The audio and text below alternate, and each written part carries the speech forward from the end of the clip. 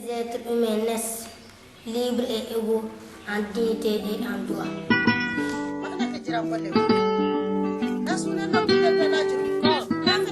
Bienvenue sous le Tiali, une émission mensuelle proposée par l'association ADOS, placée sous le signe de l'échange et des regards croisés.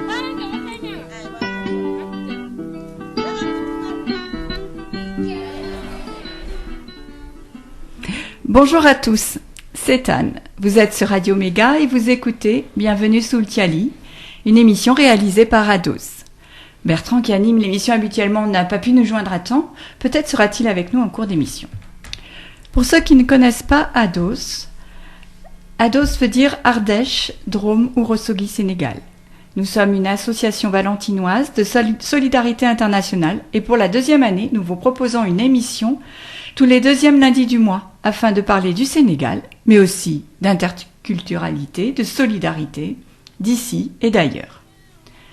Un petit mot sur le titre de notre émission, Bienvenue sous le Tiali. Le Tiali au Sénégal est un espace matérialisé par des poutres de bois recouvertes par un toit en branchages tressés ou en paille. Et c'est là qu'on se repose, qu'on mange et qu'on échange.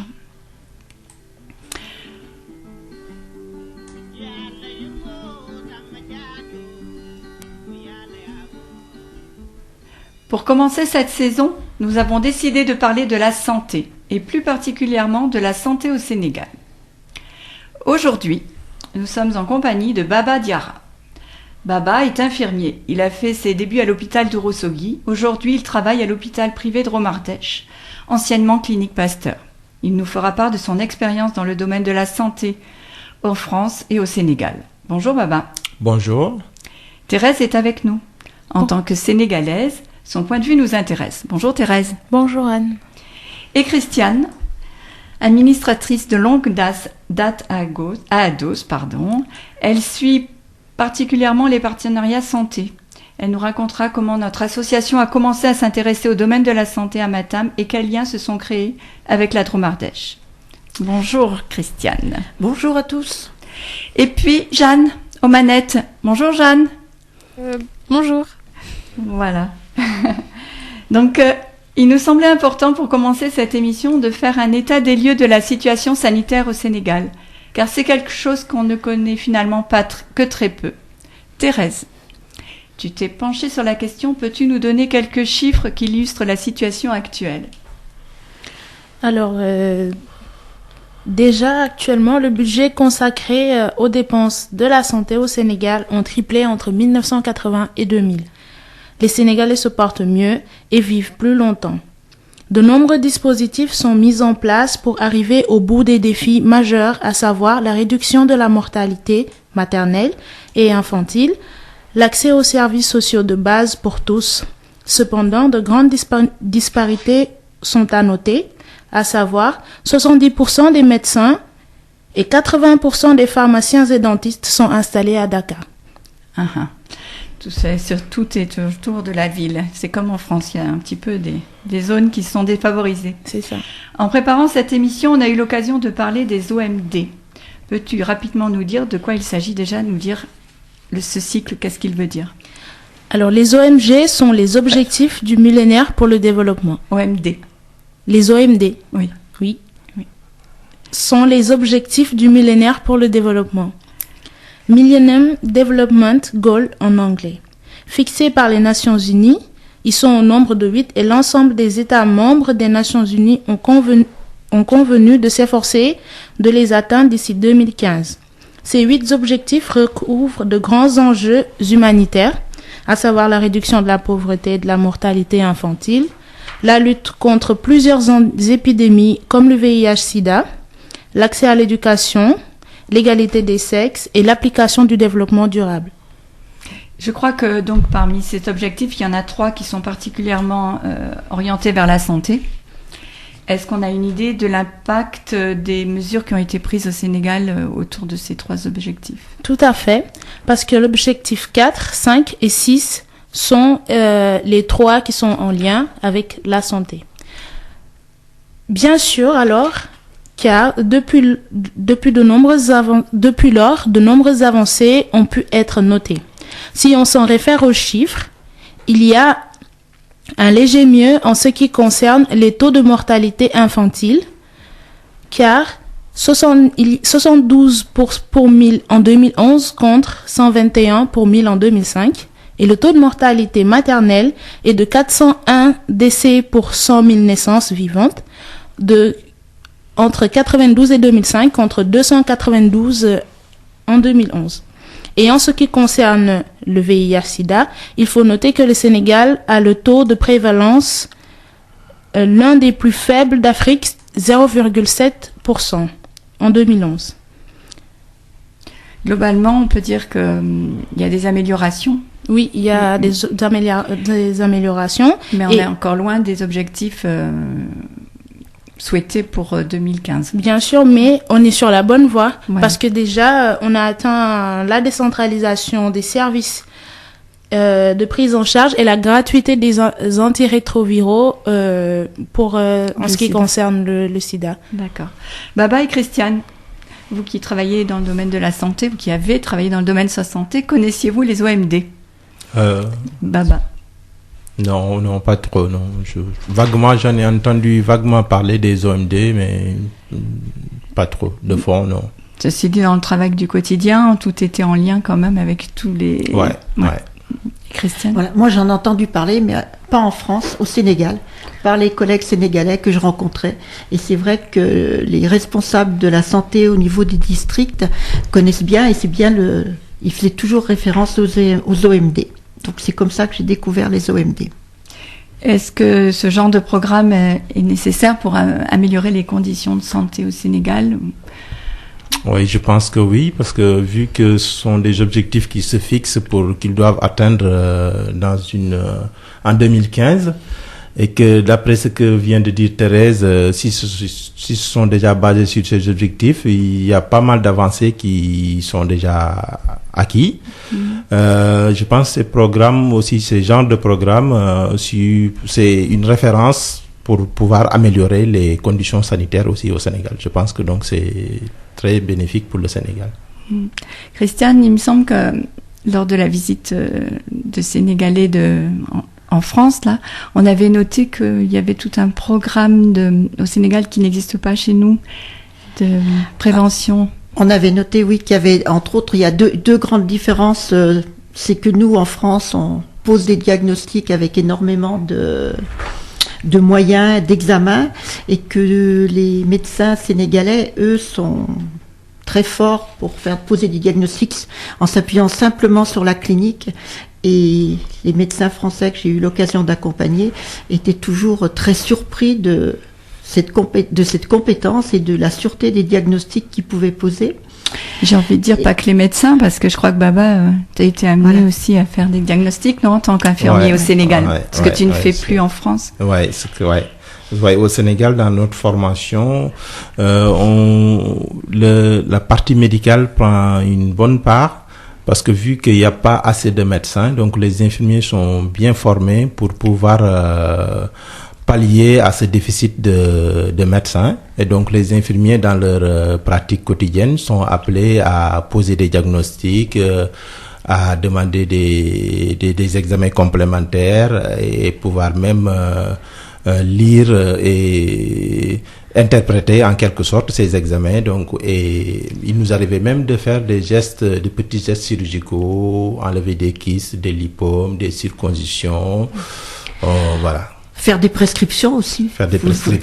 L'infirmier fait ça quotidiennement. Ouais.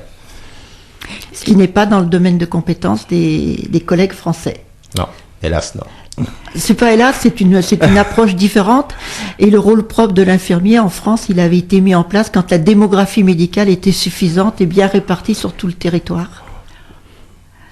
Bon, je vous propose de faire une pause musicale et on va vous propose une chanson d'Elhadj Ndiaye qui est vraiment dans le thème de l'émission puisque c'est « Bonjour, comment ça va ?» et « Comment va la santé ?»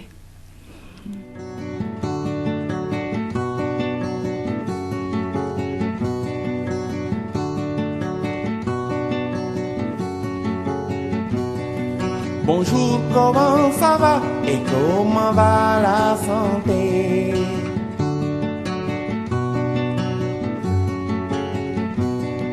Bonjour, comment ça va et comment va la santé?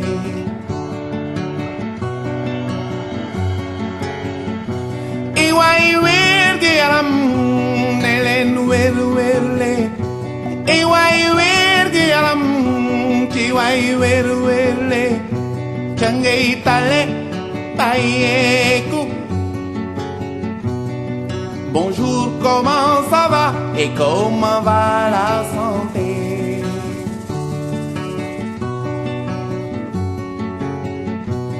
Suma tante ji nekk kaw ga, tante ji nekk kaw ga, tétanos daaneel ko, daa gaañu woon nak ileer jël suuf taf ca góom ga. Mieux vaut prévenir qu'essayer de guérir. Bonjour, comment ça va et comment va la santé?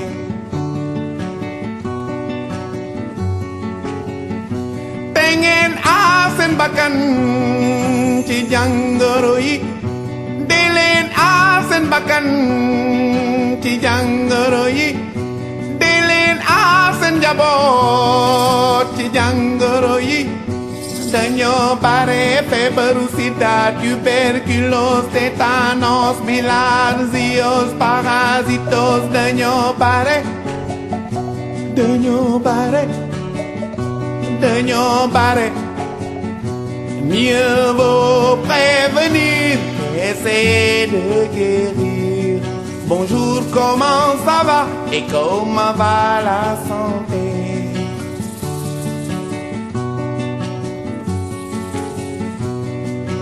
Jigéenu wérul toppatoo war na ca.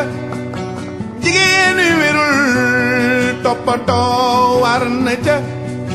Doom ju juddoo toppatoo war na ca. Doom ju juddoo toppatoo war na ca. Dañu leen war a vacciner aar leen ci jàngoro yi. Dañu leen war a vacciner aar leen ci jàngoro yi. Dañu leen war a vacciner aar leen ci jàngoro yi. Dañu leen war a vacciner aar leen ci jàngoro yi. Mieux vaut prévenir qu'essayer de guérir. Bonjour, comment ça va et comment va la santé?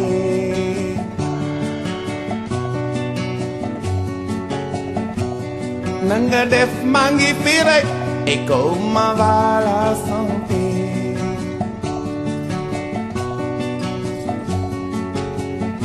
Saaful ma suume et comment va la santé? Bonjour, bonjour, bonjour, bonjour, bonjour, bonjour, bonjour, bonjour. Bonjour à tous, c'est Bertrand, vous êtes bien dans Bienvenue sous le Tiali, donc je prends le train en route. Je remercie Anne d'avoir remplacé au pied levé et m'excuse pour mon absence et mon retard. Et du coup, aujourd'hui, voilà, vous l'avez compris, on parle de la santé. Donc on accueille Baba Diarra, mais ça a déjà été dit, et Christiane Kermarek. Et Thérèse. Et donc, alors, je crois que ça, le parcours de Baba, c'est ce qu'il a été évoqué. Non ? Rapidement, oui. Un petit peu, on peut reparler un petit peu de ton parcours, Baba ? Non, on n'a pas parlé de pourquoi il était arrivé en France. On a parlé un petit peu des spécificités du rôle de l'infirmier au Sénégal par rapport à la France. Donc moi, après mon bac et après un bref passage à l'université, donc j'ai fait 3 ans d'études d'infirmière. J'ai obtenu mon diplôme d'infirmier en 1999. Donc j'ai d'abord commencé à travailler à l'hôpital de Diourbel, qui se situe à 145 km de la capitale, où j'ai fait 1 an au bloc opératoire. Et ensuite, j'ai été muté à l'hôpital de Ourossogui au début de l'année 2000. Donc, à l'hôpital de Ourossogui, j'ai travaillé au service de médecine et 5 ans au bloc opératoire. Donc, là-bas, j'ai rencontré Dominique Tariot, qui était cadre de santé à l'hôpital de Montélimar. Et notre rencontre a posé les jalons du partenariat qui est toujours d'actualité entre l'hôpital de Ourossogui et l'hôpital de Montélimar. En outre aussi, je m'occupais de l'encadrement des étudiants des IFSI de la Drôme, donc à savoir l'IFSI de Montélimar, de Privas, de Valence, d'Annonay. Et c'est dans ce cadre que j'ai rencontré ma femme. Ah bien. Et nous sommes mariés depuis 2006 et nous avons 3 enfants aujourd'hui. Et donc arrivé en France en 2007, vu que mon diplôme infirmier n'était pas reconnu, donc j'ai refait 2 ans d'études à l'IFSI de Valence. Et donc après mes études d'infirmière ici, donc je suis sorti depuis 2009. Et donc depuis 2009, je travaille à l'hôpital privé de Drôme-Ardèche, anciennement Clinique Pasteur. Et tu es toujours dans un service de... Je suis toujours au bloc opératoire. Au bloc opératoire, je remarque ça. D'accord. Est-ce que tu peux nous expliquer un petit peu comment est organisé le système de santé au Sénégal et en particulier dans la région de Matam? Oui, le système de santé au Sénégal est organisé en forme de pyramide. Donc au sommet, il y a les centres hospitaliers universitaires. Et ensuite, nous avons les centres hospitaliers régionaux de niveau 1. Et ça, c'est au niveau des régions. Et au niveau de chaque département, nous avons des districts sanitaires. Donc actuellement, ces districts sanitaires sont en train d'être réformés pour passer en centre hospitalier de niveau 2. Donc centre hospitalier niveau 2, ça veut dire un district sanitaire où il faut avoir une service de radiologie et un bloc opératoire pour faire les petits gestes chirurgicaux.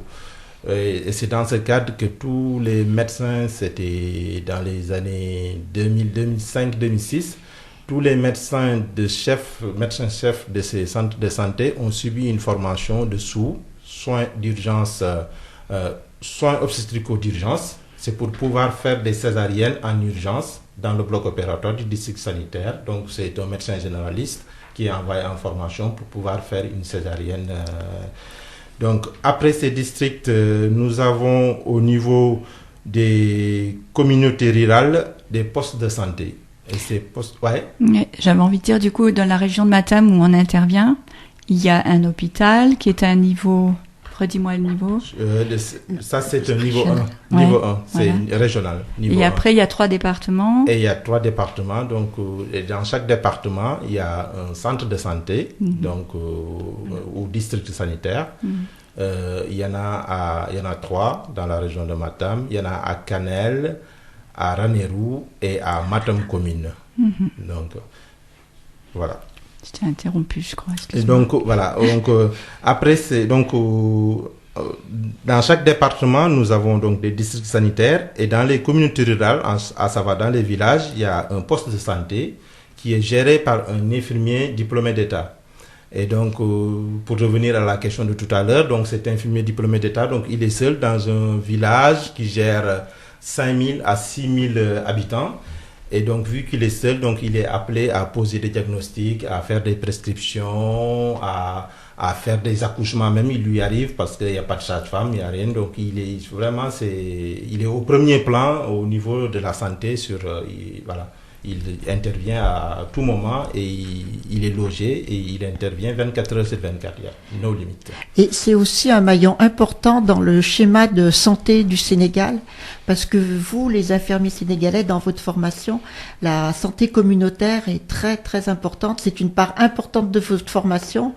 Et du coup, on peut peut-être expliquer que les ICP, les infirmiers chefs de poste font remonter tout un tas de données, un nombre de maladies. On sait exactement, justement, en termes de mortalité, en termes de soins, les diagnostics de différentes pathologies. On sait comment évolue le paludisme, comment évolue le sida, en étant au plus près de la population grâce à eux. Et c'est quelque chose qu'en France, on vous envie un peu dans votre formation. Oui, effectivement, l'infirmier chef de poste qui est dans les villages, il remonte toutes les informations, donc tout ce qui est statistique, donc les vaccinations, l'évolution des maladies, l'épidémie, tout ce qui concerne la santé, il les remonte au niveau du district sanitaire, qui lui-même les remonte au niveau régional et après qui repasse au niveau national. Donc c'est un maillon très important, comme le dit Christiane, dans le volet sanitaire au Sénégal, l'infirmier diplômé d'État. Et est-ce qu'il organise des réunions d'information aussi, ou il se contente de faire des statistiques qui remontent, ou est-ce qu'il a un rôle quand même auprès de la population? Oui, il a un rôle préventif. aussi, d'éducation aussi, parce qu'il organise des séances d'information, d'éducation, communication, d'IEC comme on les appelle. Donc, c'est en fonction de son agenda, ça se passe une fois par mois. Donc, les infirmiers là-bas, ils sont très souvent, ils n'ont pas de voiture, mais ils ont des motos. Donc, il prend sa moto et il va dans un village qu'il polarise. Il organise une réunion et tous les villageois sont autour de l'arbre à palabres qu'on l'appelle.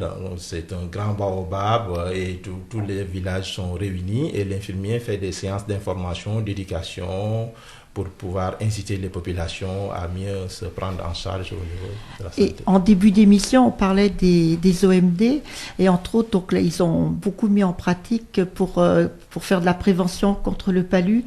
Moi, j'ai entendu parler de campagnes d'imprégnation de moustiquaires, de tout un tas d'éducation justement pour éviter au maximum de se faire piquer et d'avoir le palu. Oui, je confirme. Parce que moi, j'ai quitté le Sénégal il y a 4 mois, mais donc comme je disais au préalable, je suis arrivé en France en 2007. Donc lorsque j'ai quitté le Sénégal en 2007, le palu, c'était très fréquent d'entendre tout le temps « j'ai le palu ». Mais actuellement, avec les mesures prises à travers les OMD et la distribution gratuite des moustiquaires imprégnés, j'entends exceptionnellement, très rarement, vraiment, qu'on parle vraiment le palu et en net recul au Sénégal. C'est pour ça, quand on parlait d'atteinte des OMD, ils les auront peut-être pas atteints, mais en tous les cas, ils s'en rapprochent beaucoup. Ouais, ils sont en Ça, bonne c'est voie. plutôt une bonne chose, effectivement. Alors, si on revient à ton expérience personnelle, toi, quand tu es arrivé en France, qu'est-ce qui t'a marqué en termes de... Donc, toujours dans ces différences, en fait, dans le domaine de la santé. Tout à l'heure, tu parlais effectivement, on parlait des différences de fonction entre les infirmiers français et sénégalais. Est-ce qu'il y a d'autres choses qui t'ont marqué? Oui, il y a certes, j'ai été un peu, disons, pour trouver le terme exact, parce que vu que je faisais pas mal de gestes déjà au Sénégal et que ici la réglementation ou la législation ne le permet pas, j'étais un peu... Frustré. Disons frustré, en quelque sorte, de ne pas pouvoir faire certaines choses. Mais avec le temps, je m'y suis adapté et aussi chaque milieu aussi avec ses avantages. Donc ici aussi, j'ai appris pas mal de choses. Il y a certaines différences aussi dans la prise en charge de la douleur qui n'est pas la même aussi. Parce que ici, la prise en charge de la douleur est très présente. Donc ça m'avait beaucoup marqué. Au Sénégal, c'est pas qu'il n'y a pas la prise en charge de la douleur, mais la douleur fait partie, c'est un fait culturel en même temps. Donc les gens supportent plus la douleur et bien que la douleur soit prise en charge, mais moins qu'ici où vraiment la prise en charge de la douleur est au premier plan est très important. Alors qu'au Sénégal, les gens, la douleur, bien qu'ils le prennent en charge, mais il faut comprendre que c'est un fait culturel aussi et que bien que c'est pris en charge, mais moyennement ici. Ouais. C'est un fait culturel, là, tu as raison, mais je pense aussi, moi, que c'est un fait économique. Ouais, aussi. Qui est important. Vu qu'il n'y a pas de sécurité sociale et que c'est pas pris en charge. Et que chaque patient doit s'acheter ses propres médicaments et que si nous, en France, on nous faisait acheter payer à 100% et tout ce qu'on peut prescrire pour lutter contre la douleur, je crois qu'il y a le fait culturel, mais le facteur économique est certainement aussi important. Joue un rôle important. Mais il y a aussi, ce qui m'avait aussi beaucoup marqué aussi, c'est la traçabilité des différents actes que nous faisons. Moi, j'avais trouvé qu'aussi, ils en faisaient trop ici. Donc, on trace au niveau du papier, sur l'ordinateur. Ça m'avait beaucoup marqué. Mais bon, en même temps, avec le recul, je comprends bien parce qu'en cas de problème aussi, il faut qu'on trouve où se situent les responsabilités. Et que c'est pas pareil au Sénégal, vu que le Sénégal, c'est un pays musulman, les gens sont plus tolérants. Donc, en cas de problème, les gens se le prennent mieux, donc ils sont pas procéduriers, ils sont moins procéduriers, donc tout se règle à l'amiable très souvent, sauf dans des cas exceptionnels, bien sûr, pour ne pas dire qu'il n'y en a pas aussi voilà. Et si on veut être un peu plus positif aussi, la traçabilité a du bon parce que ça permet de voir où il y a des dysfonctionnements, Ouais. certaines fois, et ça permet de corriger justement pour éviter que des erreurs ou un certain nombre de dysfonctionnements disparaissent. Ouais. Donc cette traçabilité, elle a ça aussi comme avantage. Mais c'est vrai qu'elle peut aussi parfois être un peu excessive et peut ça paraître prend un peu du temps lourde. aux professionnels de Tout à santé fait. aussi C'est- qu'ils ne passent plus auprès du patient. Voilà, Donc, c'est le grand reproche que faut font les trouver professionnels de l'équilibre. santé. Ouais. Oui, oui. Alors Christiane, je me tourne vers toi. Est-ce que tu peux toi un petit peu te présenter? L'émission avance, nous dire un petit peu quel est ton rôle à Ados? Eh ben moi, je connais Ados depuis longtemps, presque depuis sa création. Et mon premier déplacement que j'ai fait en accompagnant un groupe de jeunes, ça a été à l'hôpital d'Urosugi. Comme ma formation de base est une formation de soignante, je me suis tout de suite trouvée bien. Et du coup, je me suis intéressée à tout ce qu'on pouvait faire avec l'hôpital d'Urosugi. Donc, Baba a parlé du partenariat entre l'hôpital de Montélimar et l'hôpital d'Urosugi, qui est une sorte de compagnonnage. Hein. Ce sont des binômes. Un professionnel de France avec un professionnel du Sénégal, on va dire une sage-femme avec une sage-femme, un chirurgien avec un chirurgien, un infirmier de bloc avec un infirmier de bloc. Ils échangent sur leur pratique professionnelle et ils se rencontrent une fois au nord, une fois au sud pour du coup concrétiser un peu ce partenariat. Et en plus des échanges professionnels, il y a toute la richesse de l'échange humain. Donc ça, c'était une première partie que j'ai faite. Et puis, j'ai eu la chance aussi d'accompagner un certain nombre d'étudiantes où pendant longtemps, j'ai pu dire aux étudiants qui allaient partir en stage à Urosugi, vous verrez, si vous avez un problème, n'hésitez pas à aller voir un infirmier au bloc. Il s'appelle Baba, il saura vous régler tous vos problèmes. Et ben maintenant, je peux plus le dire parce que Baba, il s'est tellement bien occupé des stagiaires. Voilà. Et puis, autrement, la Ados, dans son volet santé, avec la commission de santé, accompagne aussi un partenariat entre l'IFSI de Valence et le centre de formation de soins infirmiers de Matam. Et là, ce sont des échanges entre les cadres pédagogiques qui réfléchissent à la pratique, la différence de pratique, à ce qu'ils peuvent avoir en commun et quelles méthodes pédagogiques ils peuvent utiliser. Voilà, pour faire court un peu ce que je fais à l'Ados et ce qui m'a toujours apporté beaucoup de plaisir. Mais c'est essentiel dans la vie. Est-ce que tu peux nous parler des observations que tu as pu faire justement au Sénégal, toi qui venais d'un pays comme la France? Qu'est-ce que tu retiens de ce que tu as pu observer dans le domaine de la santé là-bas? Dans le domaine de la santé, j'ai observé que le nombre de professionnels de santé avait augmenté parce que les premières années où j'étais allée, donc je rappelle, c'est vieux, c'était en 87, mais il y avait peut-être 1-2 médecins maximum sur l'hôpital d'Urosugi, ce qui n'est plus le cas du tout. Maintenant, il y a des médecins, des chirurgiens, des spécialistes. Il y avait très peu d'infirmiers. Maintenant, il y a des infirmiers et des infirmiers diplômés, des bons professionnels. J'ai remarqué aussi ce qu'on remarque souvent quand on quitte un peu la France et qu'il faut dire en plus que moi, je travaillais dans un bloc opératoire. Donc, j'étais très attachée à tout ce qui était l'hygiène et tout. Et mon premier voyage, j'ai eu un petit décalage culturel quand même. Mais quand je réfléchissais bien, moi, à Valence, on avait l'eau à tous les robinets. On pouvait entre autres se laver les mains quand on voulait. À Urosugi, il y avait l'eau. Il n'y avait pas des robinets partout et l'eau ne coulait pas toute la journée. Donc le décalage entre l'hygiène d'un côté et l'hygiène de l'autre s'explique par les conditions. Et là, je peux dire que j'ai vu que les choses avaient beaucoup, beaucoup changé. On parle en France donc d'hygiène, ils parlent aussi d'hygiène. On parle en France d'infection nosocomiale, c'est aussi une des préoccupations. Et il y a 2 ans, quand j'y suis allée, j'ai eu l'occasion de rencontrer et à l'hôpital et 2 médecins-chefs dans les centres de santé, et c'était une de leurs préoccupations principales, les infections nosocomiales. Donc finalement, on a des petits décalages, mais on se suit bien dans nos préoccupations professionnelles. Tout à l'heure, on parlait du coût économique que représentaient notamment les médicaments pour les Sénégalais. Justement, ça évoque la question de l'accessibilité aux soins. Comment elle est là-bas? Comment ça se passe? Quelqu'un qui est malade? Est-ce que tous les soins sont payants?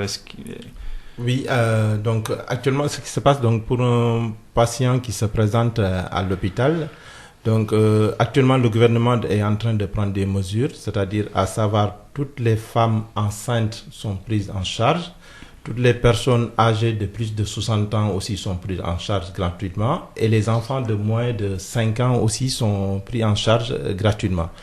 Ça fait partie de l'objectif Ouais. Des OMD. Des OMD, Donc, ouais. exactement.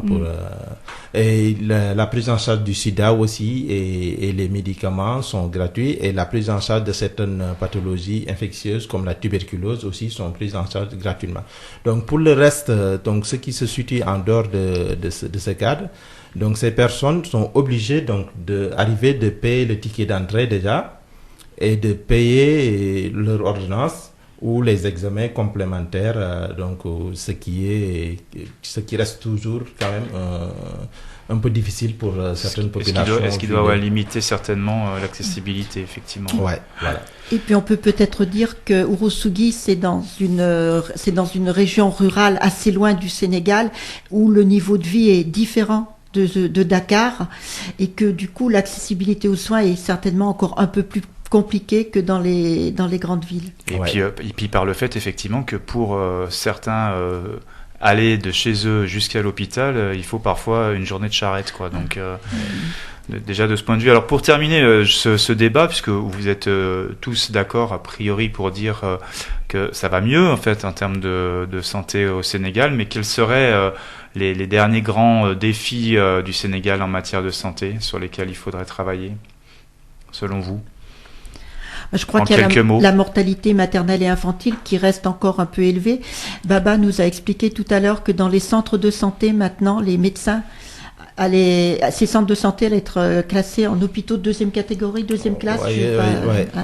Et donc, où les médecins sur place vont pouvoir avoir un équipement et pouvoir pratiquer des césariennes. Ouais. Ça va permettre déjà avoir une certaine proximité pour plus voir des fois des choses catastrophiques que vous voyez arriver à l'hôpital d'Ourossogui qui était beaucoup trop éloigné.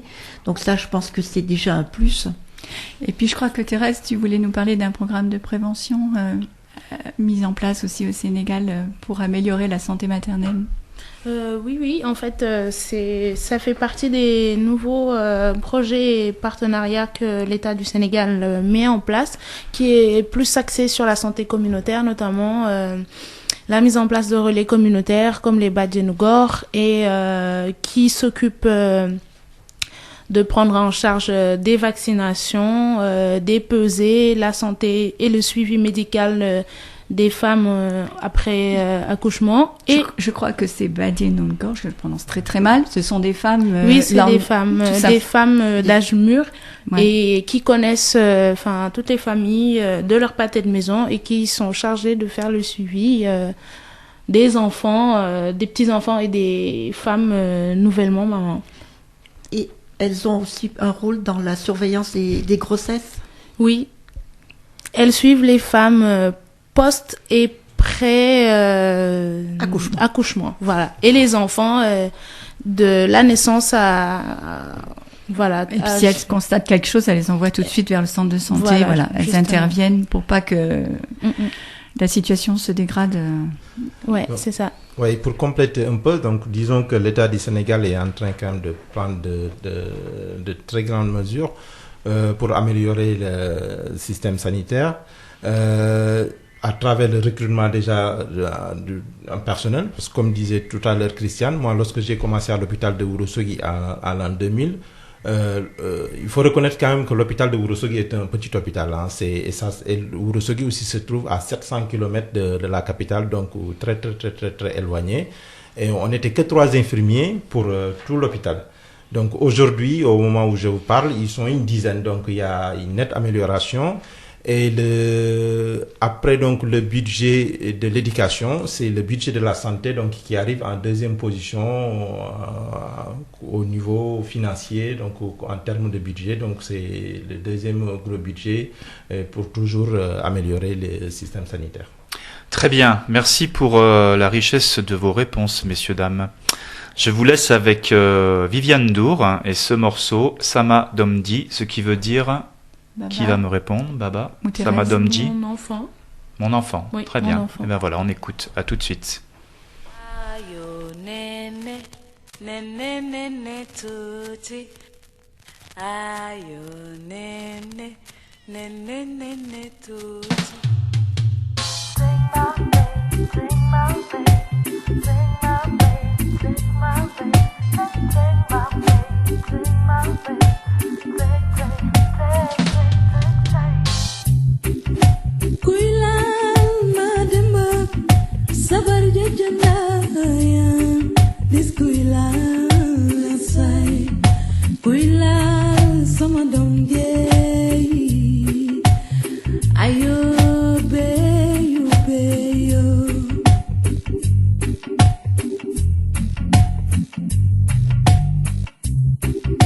sama dom sama sope dunda mate joyo mom lay joy dom dundal so dunde ba ma liggéey feral say rongoñe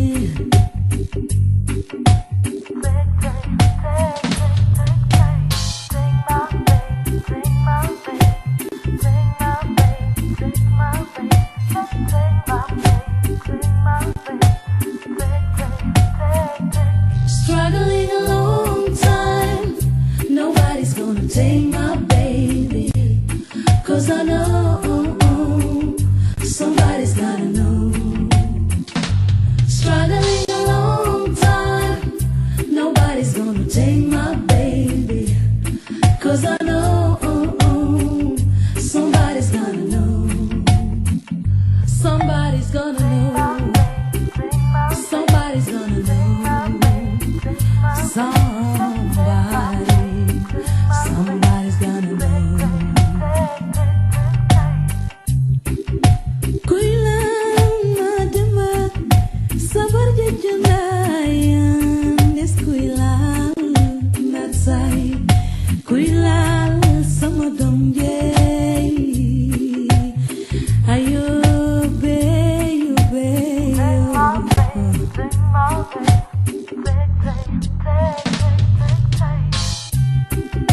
sama dom sama sope dunda mate joyo mom lay joy dom dundal so dunde bu ma liggéey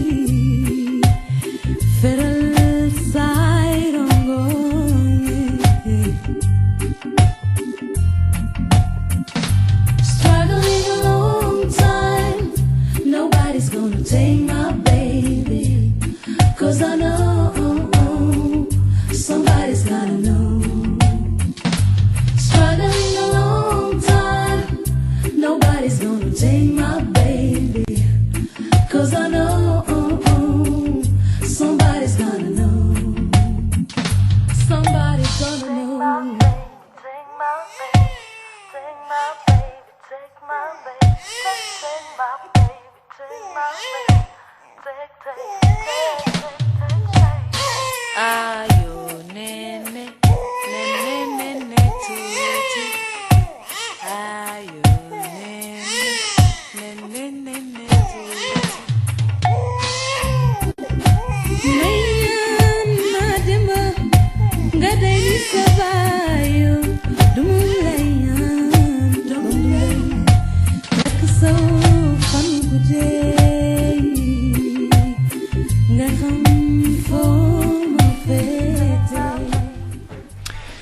Eh bien, il est temps pour moi de passer la parole à Anne qui va nous parler des actualités d'Ados ce mois-ci.